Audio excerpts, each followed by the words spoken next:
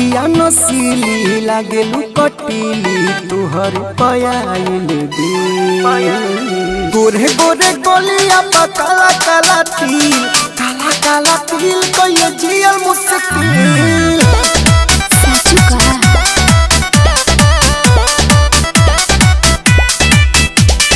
गोरे गोरे गोलिया पा काला काला तिल कहिए जियल मुश्किल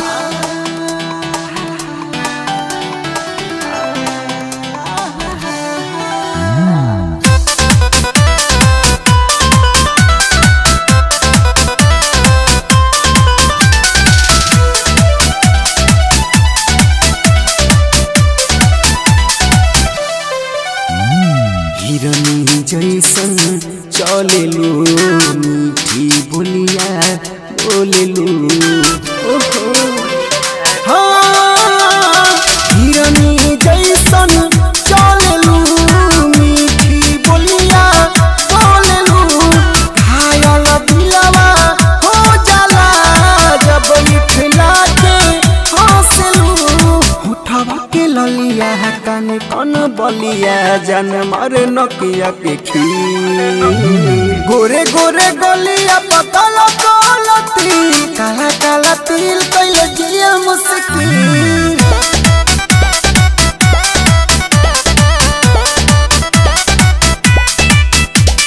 गोरे गोरे गलिया पतल काला तिल कइले जिया मुश्किल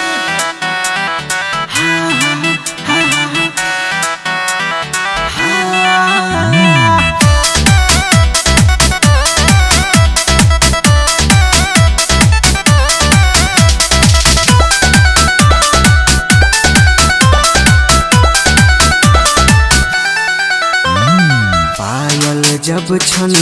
कावेलू जियरा मोर तर सावेलू पायल जब छन कावेलू जियरा मोर तर सावेलू धीरे तू दीवाना हो जाला